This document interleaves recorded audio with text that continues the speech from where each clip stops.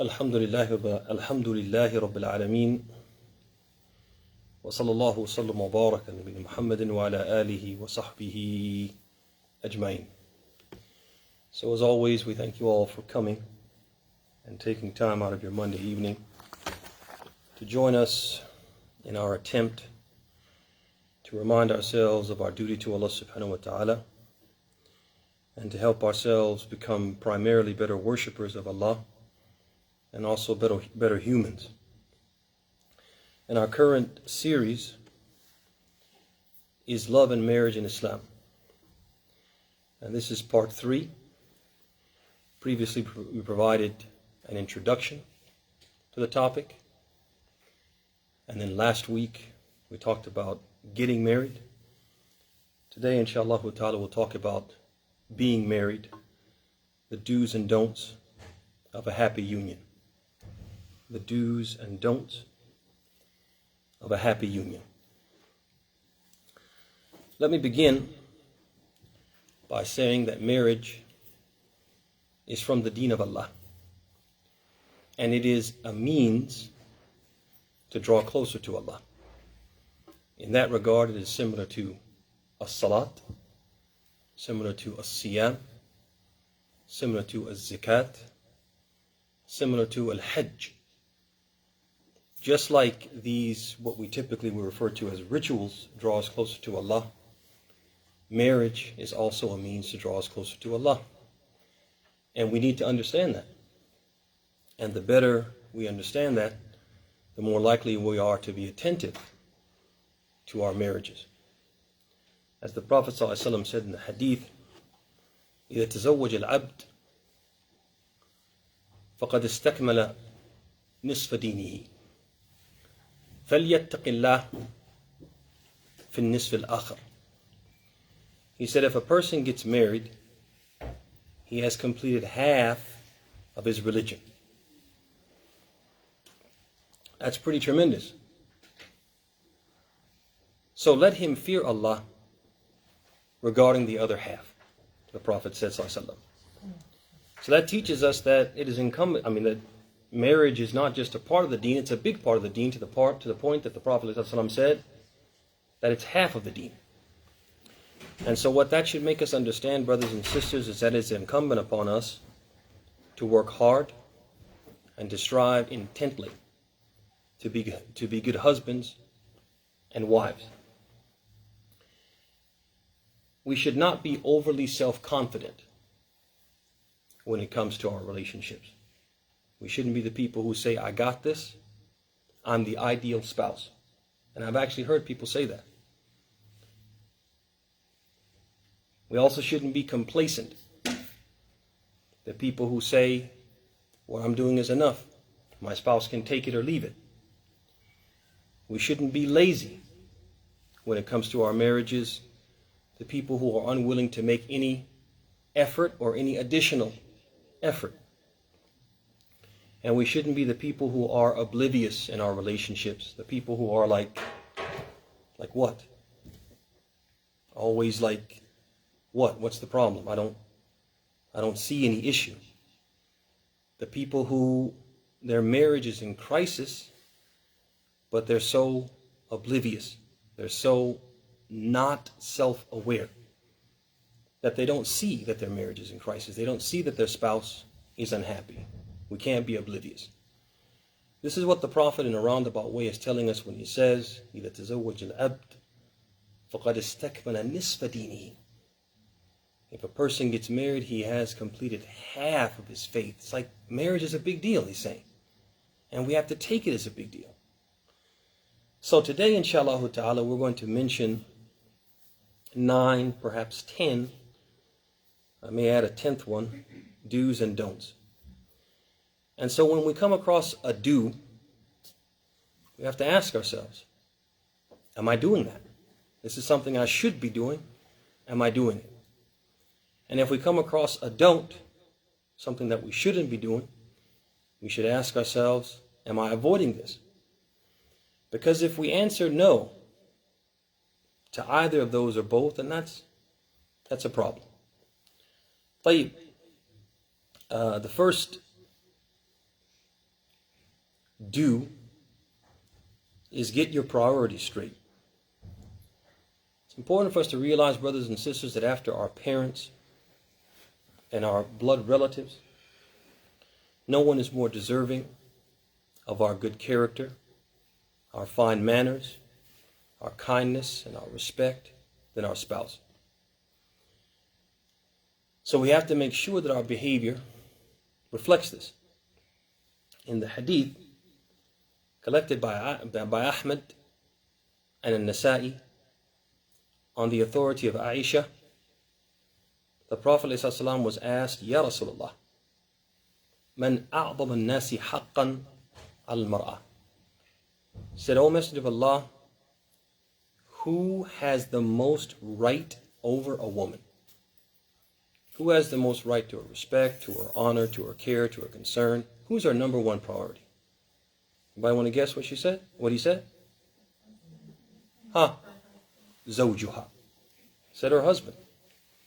And in the hadith collected by Tirmidhi rahimahullah ta'ala on the authority of Aisha, the Prophet ﷺ, he said, خيركم لأهلي وأنا خيركم لأهلي. He said, the best of you are those who treat their wives the best, and I'm the best of you in the treatment of my wives. And Imam al-Shawkani rahimahullah ta'ala, he comments on this hadith in his book Nail al-Awtar. And I'd like to share to you Nail al-Awtar. I'd like to share with you his commentary because it's very beautiful. He says, في ذلك تنبيه على أعلى الناس رتبة في الخير وحقهم بالاتصاف به وهو من كان خير الناس لأهله فإن الأهل هم الأحقاء بالبشر وحسن الخلق والإحسان وجلب النفع ودفع الضر. Says the hadith calls attention to the person who has reached the highest level of goodness and who is most deserving of being described with it. And he is the one who treats his family the best. For indeed one's family are those most entitled to a pleasant expression, good character, kind treatment, acts of benevolence, and protection from harm. فإذا كان الرجل كذلك فهو خير الناس وإن كان على العكس من ذلك فهو في الجانب الآخر من الشر. Says, whenever a man is like this, he is the best of people. And whenever he is the opposite of this, then he is on the other side of the spectrum of evil and wickedness.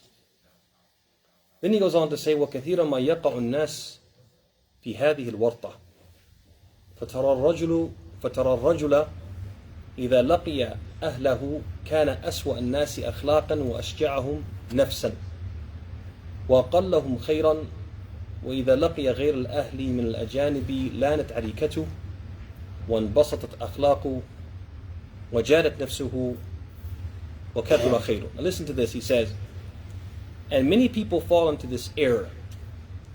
You see a man, if he enters his home, he is the worst of people in manners, the most intimidating, and the least kind and compassionate. But if he meets his companions and comrades, he is soft-spoken, well-mannered, easygoing, and extremely generous. ولا شك أن من كان كذلك فهو محروم التوفيق زائغ عن سواء الطريق نسأل الله السلام. He says, and there can be no doubt that whoever is like this has been forbidden success and has deviated from the right way. May Allah protect us. End of quote. So basically, the message here is that we have to make our spouses our priority. Make them the primary recipient of our graciousness, of our kindness, of our respect. And we have to avoid the mistake that lots of people make, and that is that they're on their best behavior outside of the home. And when they're at home, they're on their worst behavior. So for example, a man comes home and he finds his wife just kind of like disheveled. Her appearance is far from attractive. Her smell is far from attractive. And if he inquires, she says she's too busy, she doesn't have time to make herself up, to make herself look nice, to put on nice clothing, to take a shower, whatever it is. But then she's invited to a tea party, invited to a walima, invited to something. And all of a sudden she finds the energy, she finds the time to go and shower, to do her hair, to do her makeup, to find her finest dress, etc. and so on. This is not how it should be. Likewise, woman asks her husband, she needs something. Money for the house, money to buy her needs. And he says, I don't have any money. Then he gets a call and somebody says they need to borrow some money. And all of a sudden, he has the money. Shouldn't be. That the family takes priority. And this is the message that we should take away from our first due, is to get our priorities straight. Husband is the number one priority. Wife is the number one priority, and we need to act like it. But another due, treat your spouse as you would like to be treated. Treat your spouse as you would like to be treated. I think all of us are aware of the hadith collected by Al-Bukhari and Muslim on the authority of Anas, in which the Prophet ﷺ, he said, لا يؤمن أحدكم حتى يحب لأخيه ما يحب لنفسه. None of you truly believes until he loves for his brother what he loves for himself. And he said in the hadith collected by Muslim on the authority of Abu Musa al-Ash'ari, he said, وَلْيَأْتِ إِلَى النَّاسِ. He was speaking in the context of the person who would like to enter paradise and be far removed from the hellfire. And he mentioned certain qualities that he should have, and one of the qualities he said, وَلْيَأْتِ إِلَى النَّاسِ مَا يُحِبُّ أَنْ يُؤْتَى إِلَيْهِ. He said, and let him give people the treatment that he would like to receive. Now, in both contexts, the Prophet is either talking about our brothers and sisters in faith who are not related to us, or talking about people in general, people that may be complete and total strangers. If the Prophet is saying this about people we're not related to and we're not married to, or people that we don't even know, okay, on a personal level, then certainly this applies to what? To our spouses, to the people who are the closest ones to us, right? After our blood relatives. And so what does this entail? This entails that you acknowledge that your partner is not an extension of you, solely present to make you happy. I've actually heard a man say to his wife, you are here to serve me. You are here for my pleasure. That is why you're here. That's it. And obviously that didn't last very long. Al-Muhim, that attitude, what message does it send to the other person? That I have no meaning, I have no agency, my wants are insignificant, they mean nothing, they're trivial at best.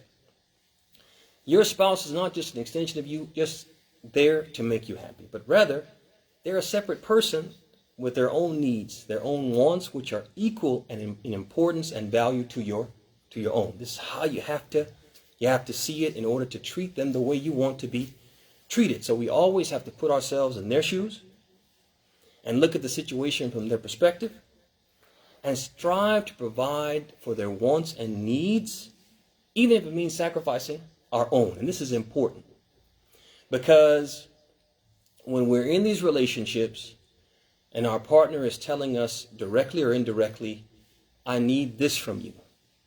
I want this from you.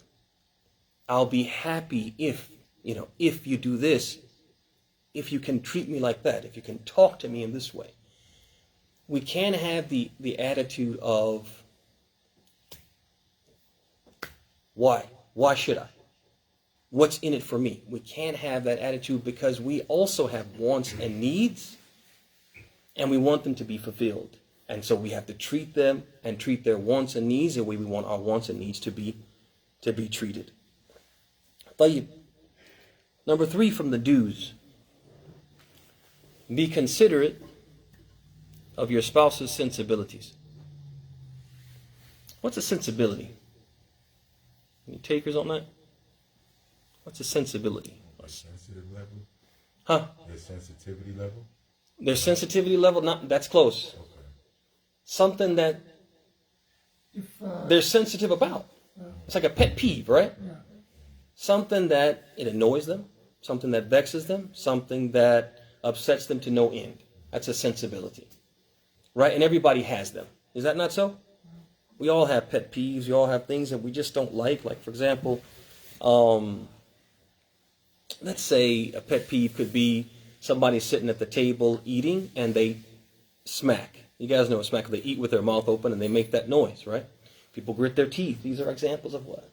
Of pet peeves. I mean, they're minor examples, but they're examples of pet peeves or sensibilities, right? If we know that our spouse has a pet peeve, they have something that if we do it, it annoys them. It upsets them to no end. And we know that if we do it, it's going to put unnecessary strain on what? On the relationship. And there won't be any skin off our nose. It won't cause us any discomfort if we just what? If we abandon it. Then what should we do? We should abandon it. We should leave it. We should stay away from that. Provided that they're not the type of person who everything annoys them. Because you can't live like that. You can't live if everything annoys them. Right?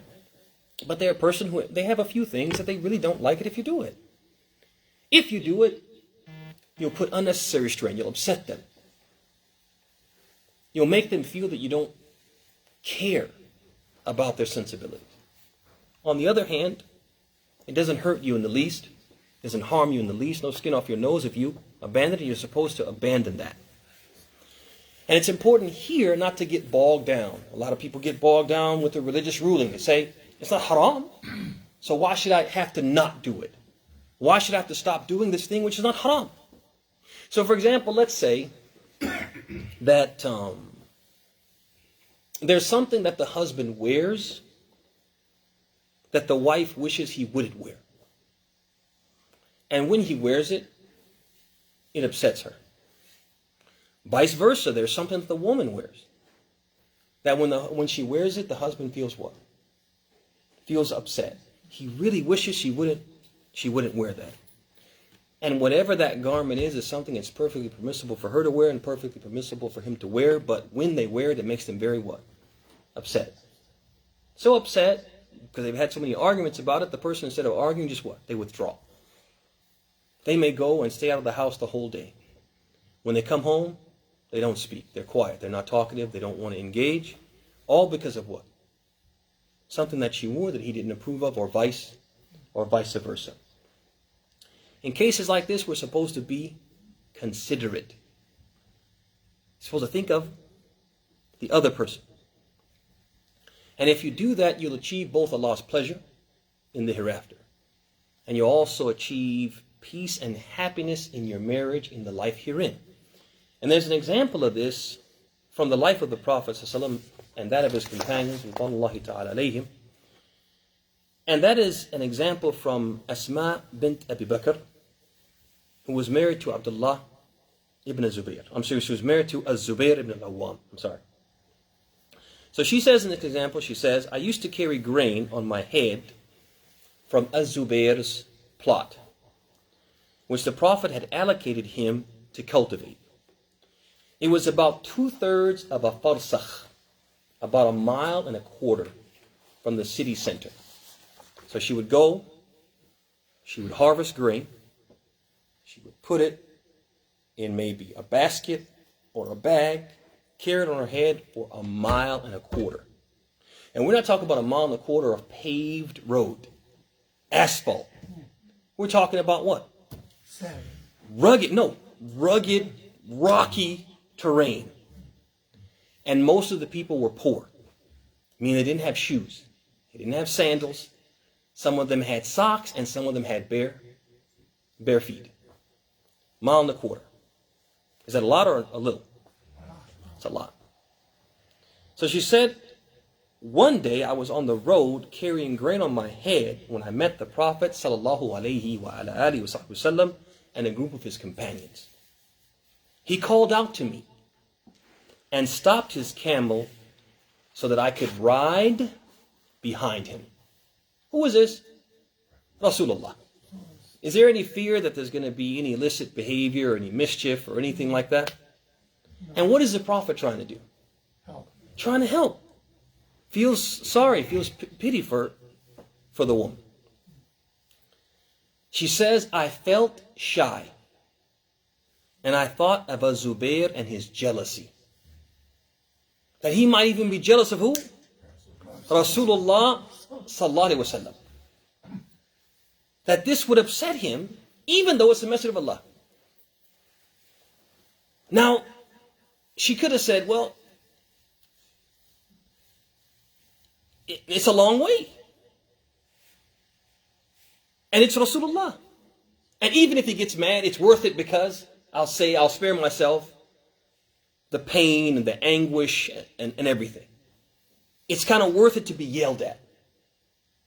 But you know what she did?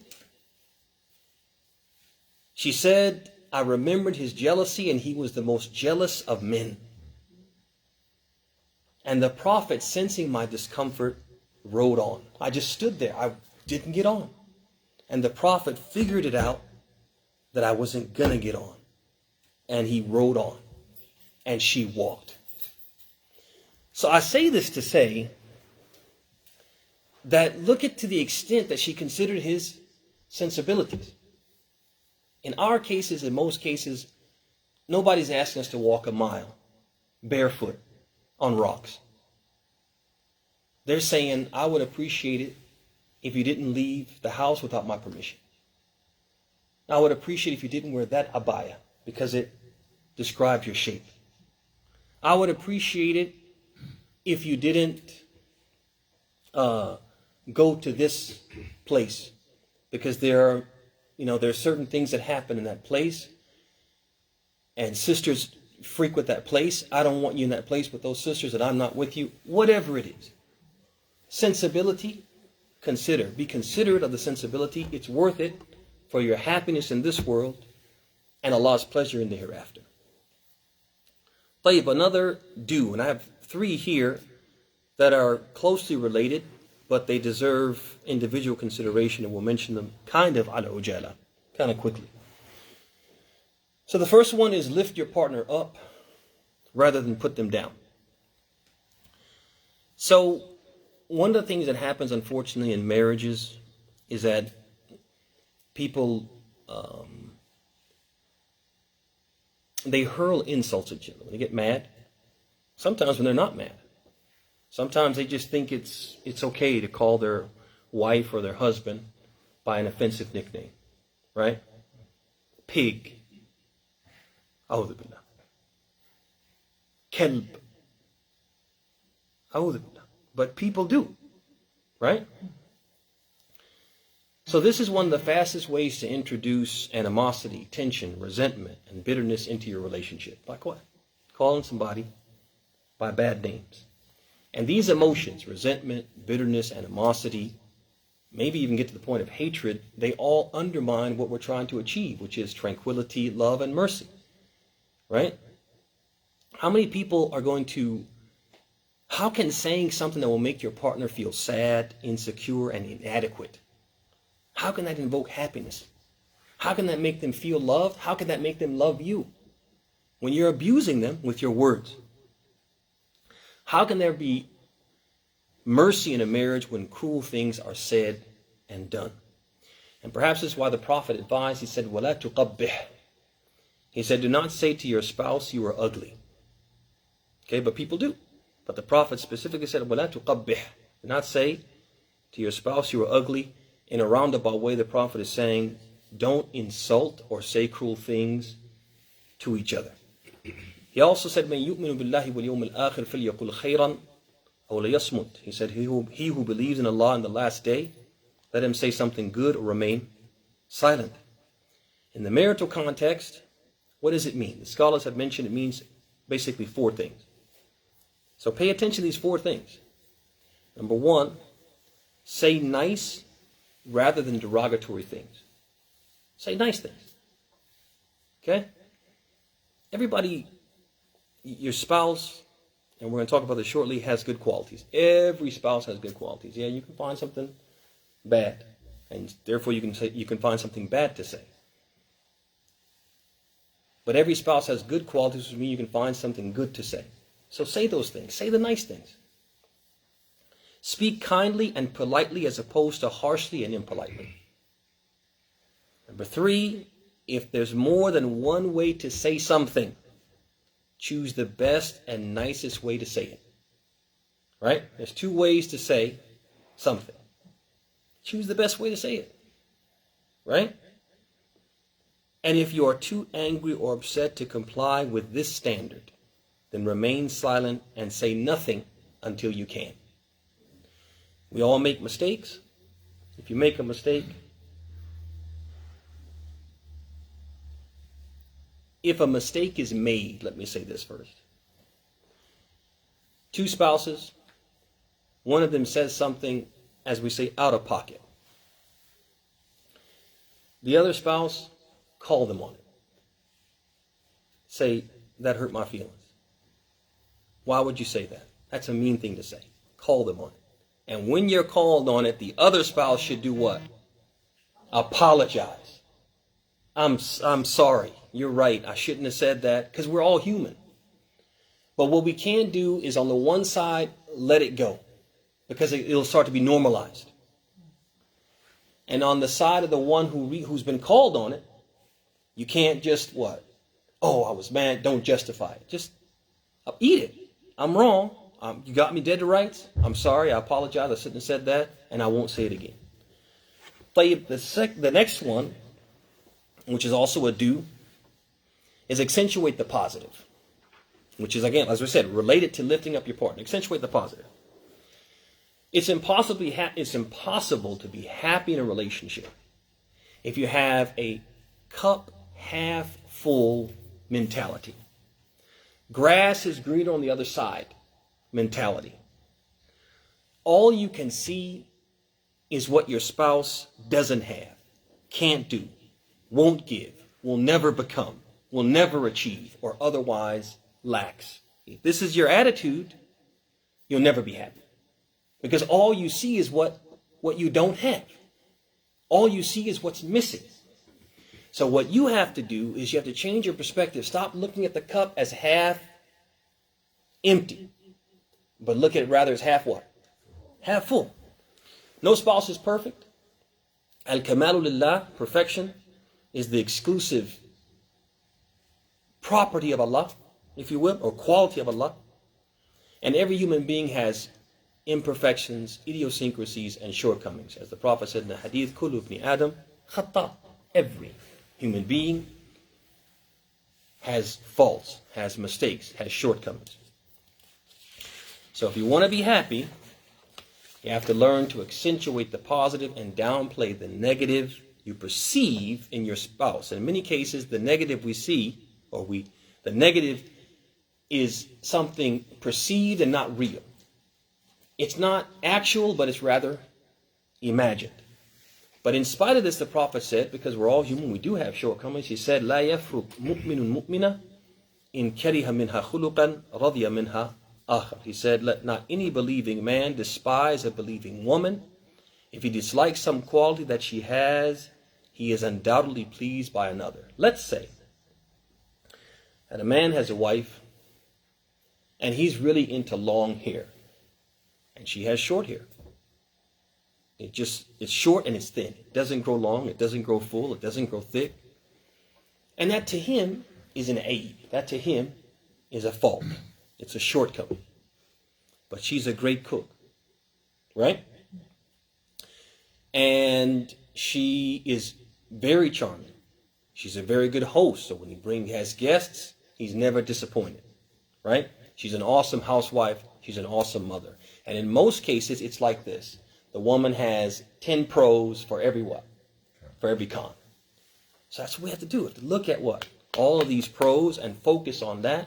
And if we do that, it'll eclipse the cons. You won't even see the cons. But one last one, which is related to that list I said, which is give thanks, which is also a do. Give thanks, show appreciation, and don't take your spouse for granted. Give thanks, show appreciation, and don't take your spouse for granted. The Prophet said in the hadith, Man la yashkur an-nas, la yashkur Allah. Whoever does not thank people has not properly thanked Allah. This is something that early on in your marriage you have to understand. This is a reality about people. It's even more reality about spouses. Why? Because spouses, people in a relationship, want validation from their partner more than anyone else. Everybody in the dunya can chat your wife up. But if you don't, she feels like she's nothing. Vice versa. Everyone can chat your husband up. Oh, he's such this and he's so that, and everybody loves him. But if he comes home and doesn't get that from his family, he feels a certain type of way. And so it's important for us as spouses to be very thankful, overly appreciative of what? Of our spouses.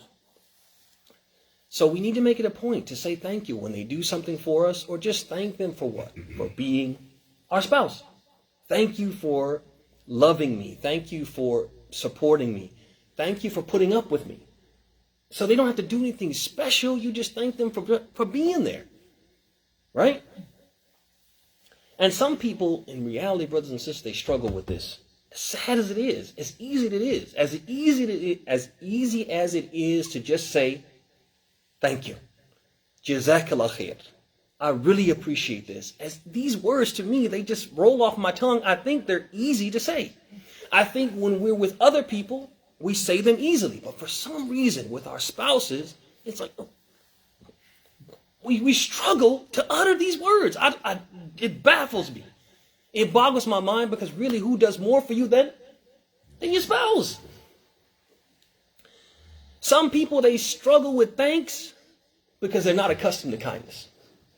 They lived a life where everybody took and nobody ever gave anything. They're not used to somebody being nice, giving them, taking care of them. So they've never been in a position where they had to say thanks. So when that happens, they don't know what to do. And some people, Abd'Llah, they struggle with thanks because of their ego. Because of their ego, because of their pride. They feel that saying thank you detracts somehow from their dignity, their self-respect, their self-image. They are somehow less of a man or less of a woman if they thank someone. Whatever the case may be, saying thank you is required. As the Prophet said, if you don't thank the people, you haven't thanked Allah. You have to thank Him. Whether you like it or not, you got to force yourself to thank Him. Twist your own arm. Whatever you got to do, force yourself to thank them. And force your thank you to come out like you mean it. No. Say it like you mean it. Right? Say it from your chest. Thank you. I really appreciate this. And you're like, come on, man, it's just some noodles I warmed up. What? But you're making a big deal out of it because you really, really appreciate them because it's them, because it came from them, right? And even if it doesn't come naturally, there's lots of things that we're supposed to do as Muslims that don't come naturally. And what are we supposed to do? We're supposed to work at it.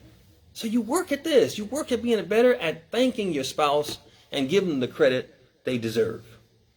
So how many have we covered so far? 6. You keeping tally, Jamil? You did pretty good last week. Should I trust you, or should I double check? I went to get it and you were gone. Man of my word. All right, let's review really quick. So the first one we said was get your priorities straight. Number 2 was treat your spouse as you would like to be treated. Number 3, be considerate of your spouse's sensibilities. Number 4, lift your spouse up. Don't put them down. Number 5, accentuate the positive. Number 6, give thanks and be appreciative. Okay, we should be able to get home in the next few minutes and get you guys out of here. All right. So we're number 7, right? Be affectionate. Be affectionate. Kisses, hugs, holding somebody's hand. All of these other expressions of affection, they don't cost you what? They don't cost you anything. They're free. So there's no reason to be stingy with them. Your partner doesn't want you to just tell them that you love them. They want you to show them. They want to feel your love. And one of the best ways you can make your partner feel your love is through affection, being affectionate. If we don't show any affection, if we're cold, if we're distant, then saying I love you in the ears and in the heart of our spouse, it just becomes what? Hollow words with no real meaning, no real substance, because I don't feel the love. It's like your actions are betraying your speech. You guys see that? And you have to know that Allah subhanahu wa ta'ala says in the Quran, لَقَدْ كَانَ لَكُمْ فِي رَسُولِ اللَّهِ أُسْوَةٌ حَسَنَةٌ. You have in the Messenger of Allah the most excellent example. This ayah is amma. It's a general ayah. It encompasses everything. He's the best example of everything. And one of the examples that he gave us was he was an extremely affectionate husband. Extremely affectionate. To the point Ibn al-Qayyim, he writes in his book, Zad al-Ma'ad, he talks about how the Prophet was with his wives. He dedicates a section of his book to how the Prophet was with his wives. And I'll spare you the Arabic just for the sake of time, but I'll read to you some of the passages that he mentions about how the Prophet was with his wives. He said, if she, meaning Aisha, radiyallahu anha, drank from a vessel, he would take it and put his mouth where her lips had been. And if she ate meat from a bone, he would take the bone and place his mouth where hers had been. He used to lie down in her apartment with his head on her lap and recite the Quran even if she was menstruating. When her period came, he didn't distance himself from her or make her feel unwanted. Rather, he would command her to tie a piece of cloth around her midsection, and then he would fondle her, and he would kiss while he was fasting. He would sometimes hold hands with one of his wives in the presence of the others. Extremely affectionate, laying his head in her lap, kissing even while he was fasting, holding hands, etc. and so on. And so this is the Prophet who is the most excellent example for husbands to follow and for wives as well. We need to be affectionate. We need to be more affectionate in our relationships, as affectionate as we possibly can. Let's get to a don't now. We did a lot of do's. Let's do a don't. Don't keep score. Don't keep score. Keeping score basically means that I keep a running tally of everything I do. I did this, I did this, I did this. I also keep a running tally of what she does. I compare the two. I did this and this is worth 50 points. But she did this, it's only worth 25. She owes me something worth 25. That's keeping score. Keeping score is wrong for a number of reasons. One, because it indicates that you have a corrupt intention. You're not doing it because it's the right thing to do. You're not doing it because you love your spouse. You're not doing it because you want to please Allah.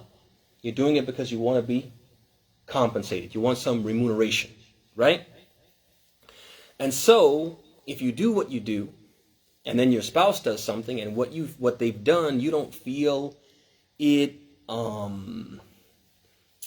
sufficiently compensates you for what you did, then you'll respond by taking them to task or going on strike, refusing to do anything else until you're fully paid for what you did. And our deen, it mandates that we're not like this. In fact, it mandates that we do things for the sake of who? Allah. The sake of Allah. And seeking His pleasure and not to receive something in exchange. As Allah told the Prophet, ﷺ, and by extension, his ummah, He said, وَلَا تَمْنُنْ تَسْتَكْثِرْ. He said, and do not do a favor with the intention of receiving more in return. With the intention of what? Getting something back. You guys see that? And this rule applies to our relationships and the fulfillment of our spouse's rights and entitlements, etc. And so we should never observe something, do something for them with the intention of what? Okay, I'm going to do this because I expect to be repaid. Now, we might in jest say, okay, I'm going to do this for you and then I'm expecting such and such favor or whatever in jest. That's fine. Just to be playful with our families, but don't be serious. Don't seriously expect that, okay, if I do this, then you owe me. Basically, we shouldn't have that attitude. But another reason why this keeping score is wrong, because it undermines the feelings of love and mercy. And what we're trying to achieve in our relationship is exactly that, love and mercy. Well, you're undermining that if you keep score. And I'm going to give you an example of a scorekeeper, a statement of a scorekeeper, and tell me if somebody was in a relationship with you and this was their attitude. Would that make you feel loved? Would that make you feel like we're on the same team? We're all in this together? Listen to what the spouse says. I keep a running tally of the things my partner does. Leisure activities, outings with friends, the amount of time spent with our children, and chores completed. I never let my spouse get the upper hand. And when they mess up, I never give them a free pass. If I do my spouse a favor, I make sure to remind them every chance I get and mention the great inconvenience it caused me. What do you guys think? Does that make you feel loved? Oh, remember I picked up that shirt for you from the cleaners? Remember that? And you needed it. If I hadn't got it, you would have never been able to get to the cleaners on time. And you needed that shirt for that presentation you had the next day at work. What would you have done if I didn't get that? That doesn't make you feel like we're on the same team. It makes you feel like it's a business transaction. You guys see that? And I'll never be able to pay you back for what you did. طيب ثم بعد ذلك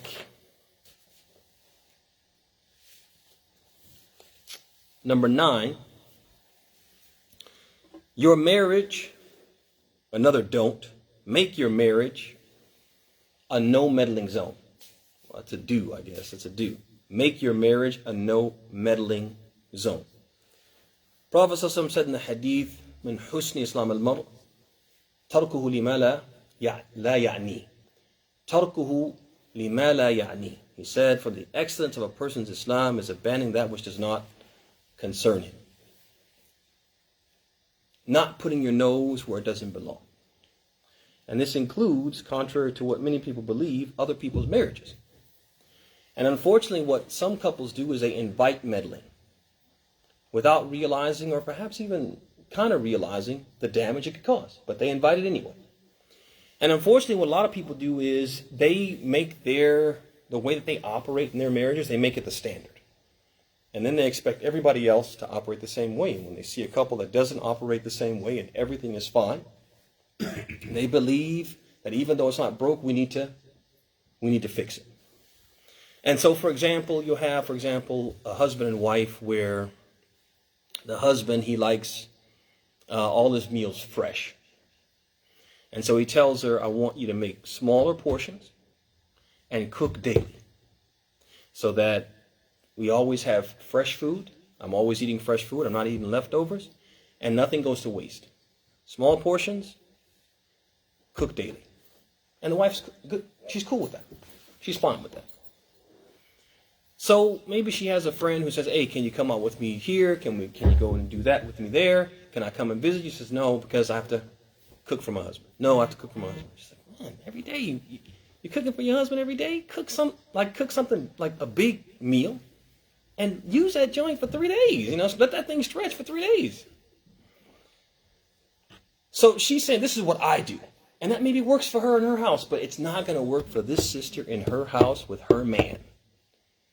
And everybody's married to somebody different with their own what? Sensibilities, right? We talked about that.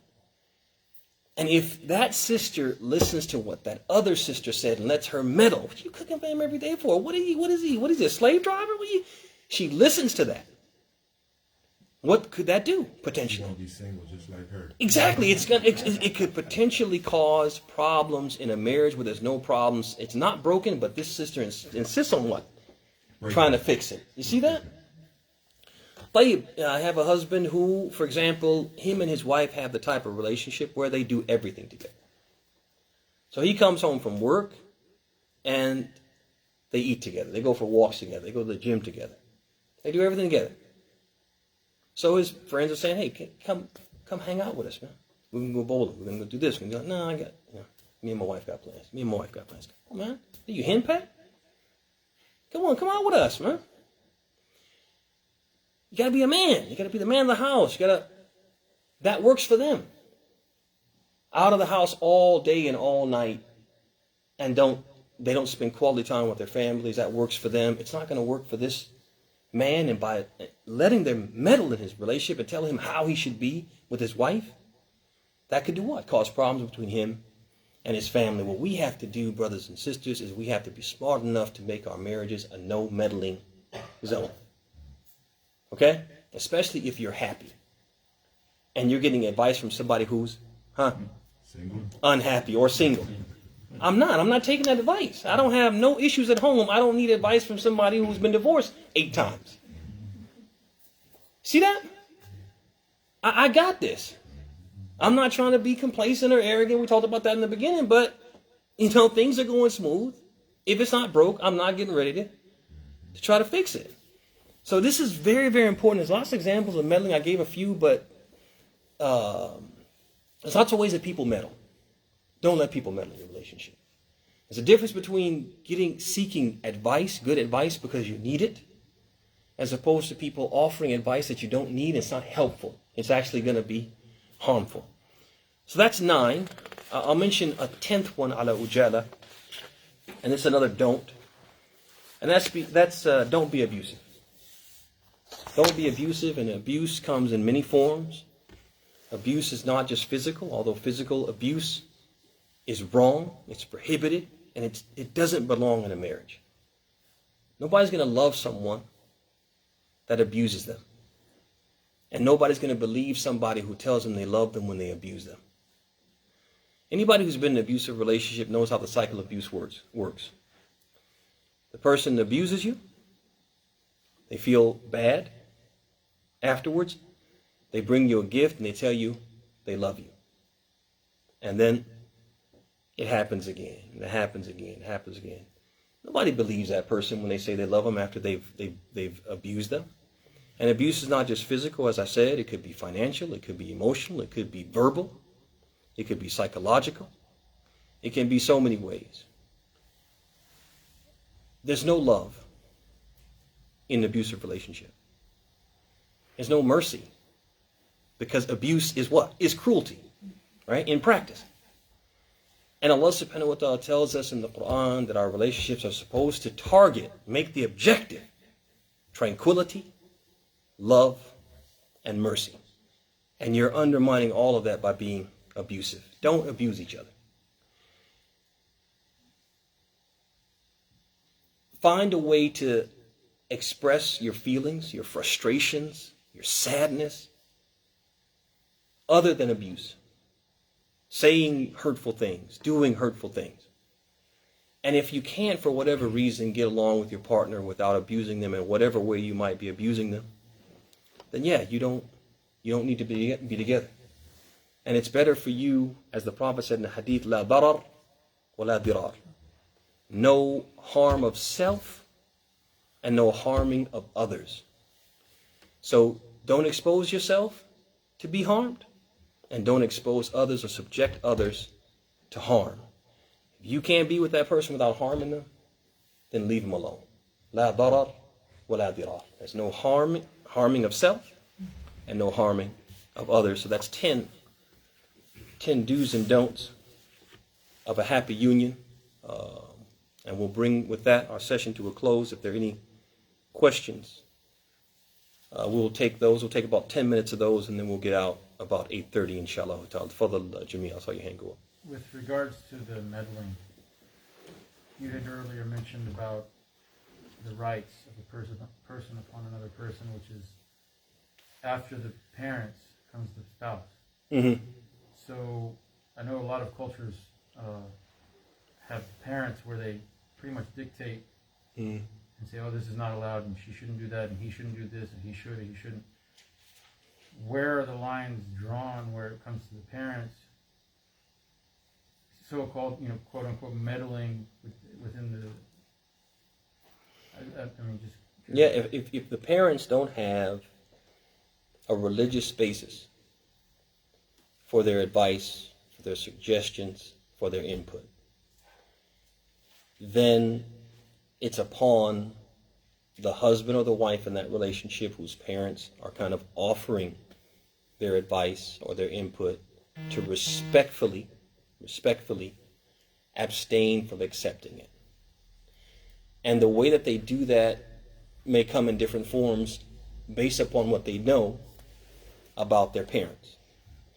So they may have to give the impression that, whatever you say, I'm going to accept your advice, and they have no intention of accepting it. That may be the way they have to operate with their parents. It may be that they say, they can actually say, they feel comfortable and safe saying, I really, really respect and appreciate your advice. I just don't think that will work in my relationship. I hope that you will understand if I don't act on your advice. They may be in a position to say that, and they could say that. But again, if they don't have a religious basis for whatever advice or input they give, and you're not convinced that this advice, implementing it, will help, you're convinced instead that it will hurt, then respectfully abstain from it or refrain from accepting that advice. Sound like my question from the back channel. Okay. The question is, it was mentioned that we as Muslims shouldn't go on these dating websites. Where do we go to find a mate in Islam, especially for those sisters who practice deen? What are the proactive steps to take to find a partner? I'm not sure who said that you couldn't go on the sites. I did not say that. But perhaps somebody else did, and you respect what they said. I wouldn't recommend going on the sites, but at the same time, I wouldn't say that you can't. I understand that it is difficult to find a suitable partner, and the more wasa'il, the more means that we have at our disposal to find a partner, the better. These sites, they have good in them, and they have bad in them. And if a person benefits from the good and avoids the bad, and they avoid the haram, then they can use these sites. I wouldn't recommend it, but I also would not prohibit it. That said,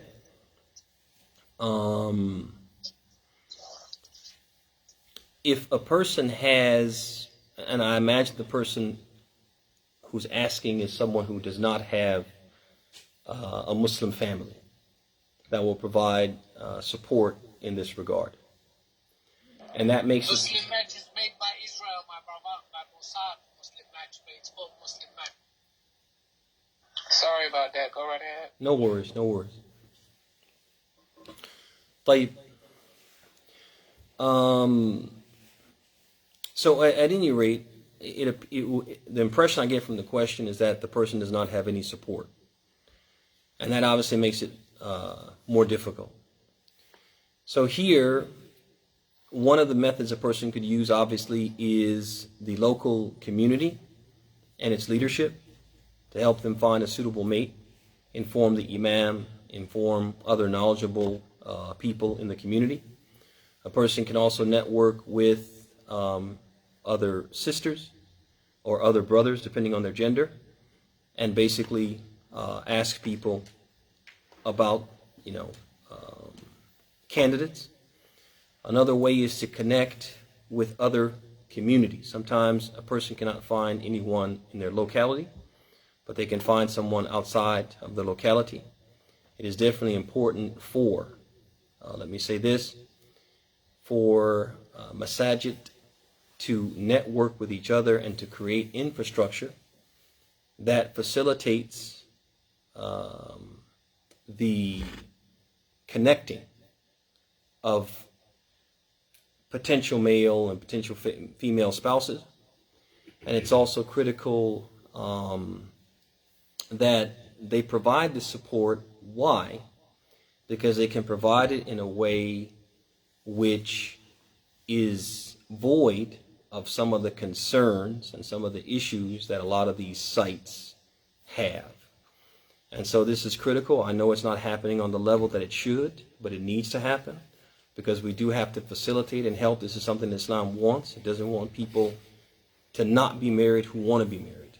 It wants that process to be facilitated. It wants it to be expedited. And so it's important for people in the community to help, to reach out to other people that they may know in their contacts and say, hey, do you know anyone who might be a match for ex-sister or ex-brother? It's important for masajid to be connected and to have some type of shared list where you can basically, if there's a match in this city to a brother or a sister in another city or another locality, that process can be initiated, etc. But I do understand, I'm not naive, that it's a struggle. And I ask Allah subhanahu wa ta'ala to help you and to help everyone who's seeking to get married. Ameen. طيب. No question. Dua. Jazakallah khair. That should be the first time. We'll take one question from the in-person audience.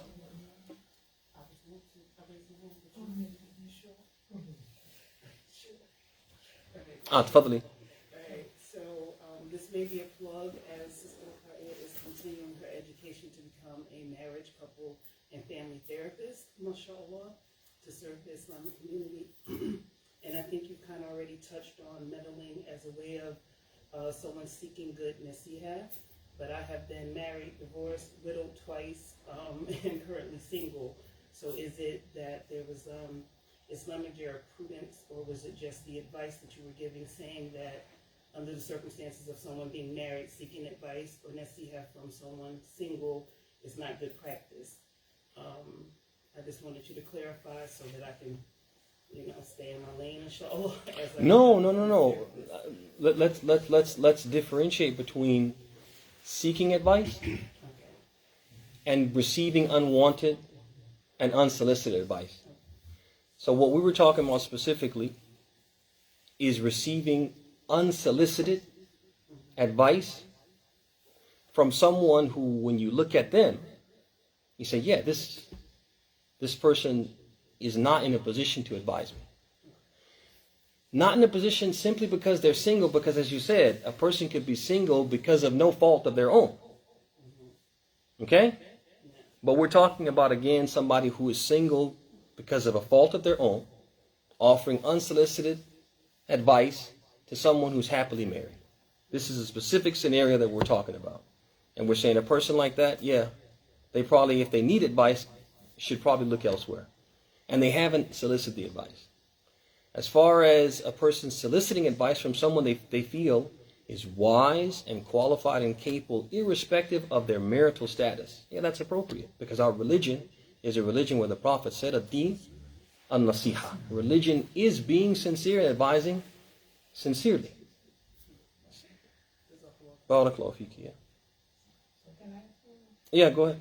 One more from the in-person, and we'll take one last one from the clubhouse. Okay. In the case of marriage being like a completion of half the people, for someone who's been divorced and married 7, 8 times, when is there like a cutoff point? Do you encourage enough is enough, because sisters do become bitter and they go, I don't want to be married no more. So now what for the other half of the being? And then what about a person that's elderly and just don't want to get married? Do you still encourage them to do it? There's nothing wrong with a person, for a legitimate reason, choosing not to get married. Nothing wrong with that. And it doesn't mean that there'll always be half of a Muslim. That's not what the hadith means. The Prophet ﷺ is basically saying, when he said, if a person gets married, he's completed half of his religion, he's basically saying that this is something very, very important in the deen of Allah. And it's something which helps you to worship Allah in ways that are equivalent to half of the deen. That's what the Prophet is saying. He's not saying you become half of a Muslim if you're not married. But he also is encouraging people to get married. And this is not the only example. There are many examples in the Quran and in the Hadith where Allah and His Messenger are pushing people, encouraging people to get married. Allah wants every creation to experience being a couple. To the point that He said, وَمِن كُلِّ شَيْءٍ خَلَقَنَا زَوْجَيْنِ لَعَلَّكُمْ تَذَكَّرُونَ. He said, in everything we made in pairs so that you would reflect. He wants everyone to experience the sweetness of marriage. Unfortunately, some of us have experienced the bitterness of marriage. But He wants everybody to experience the sweetness of marriage. And so that's why you find a lot of encouragement in the Quran and in the Sunnah. So for example, the Prophet said in the Hadith, he said, يَا مَعْشَرَ الشَّبَابِ مَنْ اسْتَطَاعَ مِنْكُمُ الْبَاءَ فَلْيَتَزَوَّجْ. He said, O gathering of young men, whoever amongst you is able to get married, then get married. So, do we encourage the woman or the sister who's been married 6 or 7 times and just hasn't found happiness in those 6 and 7 attempts? But she wants to find happiness. She believes it's out there. Yeah, we encourage her. Do we encourage the sister who's kind of embittered because of her experiences?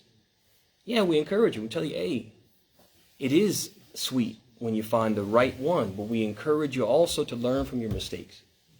Sometimes we just pick the wrong one, or we pick someone for the wrong reasons.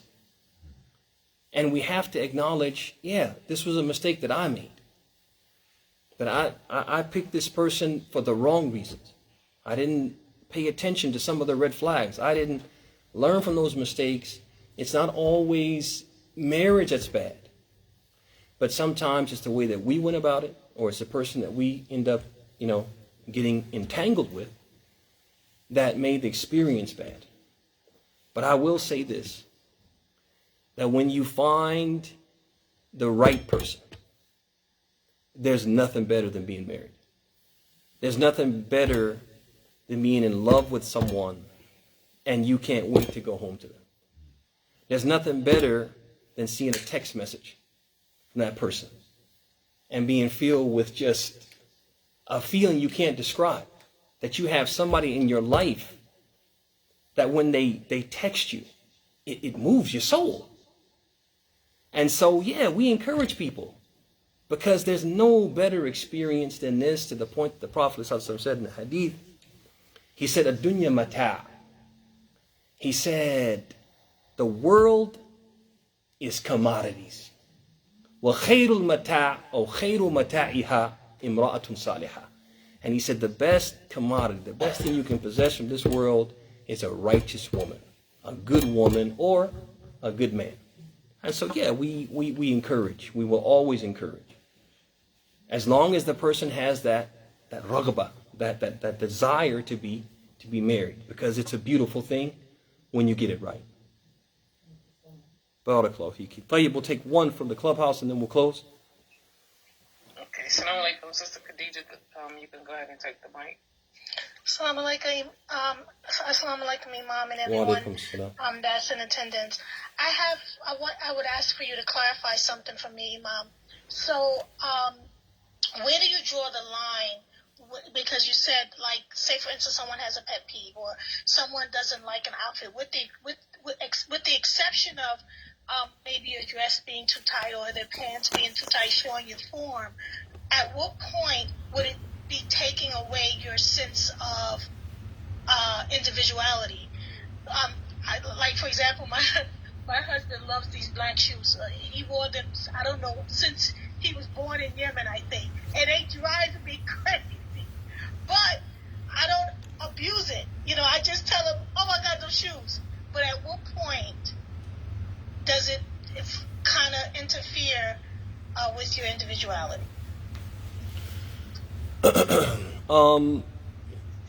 Yeah, I think you make a good point, and we kind of tried to allude to that. That what we have to do is be careful as spouses, because we all have pet peeves. We have to be careful not to make everything a pet peeve, to the point that we make it extremely difficult for our spouse to be in a marriage with us unless they walk around on eggshells, unless they are constantly hesitating before they do anything out of fear that we will say that this is wrong, they shouldn't be doing that, they shouldn't be wearing that, they shouldn't be saying that, they shouldn't be eating that, they shouldn't be eating like that, etc. So we have to be very careful of that. So it's difficult to say specifically, to draw a specific line and say if it's this much or this many pet peeves or something like that. It's very difficult to say that. But basically what I would say is that if a person's pet peeves basically make it extremely difficult for the partner to be comfortable in the marriage, then this is where we're crossing the line. And I'll just mention Al-Ansari that in the story of Musa and Al-Khadr in the Quran, when Musa wants to accompany Al-Khadr and gain some of the knowledge that he has, which Musa did not have, in the course of that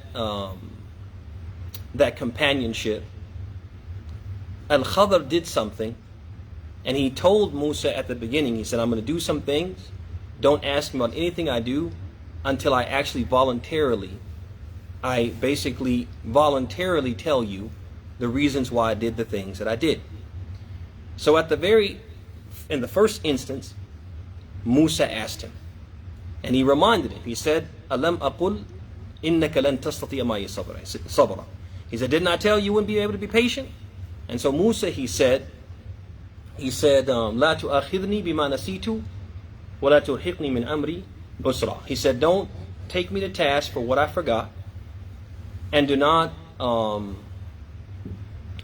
make things difficult upon me.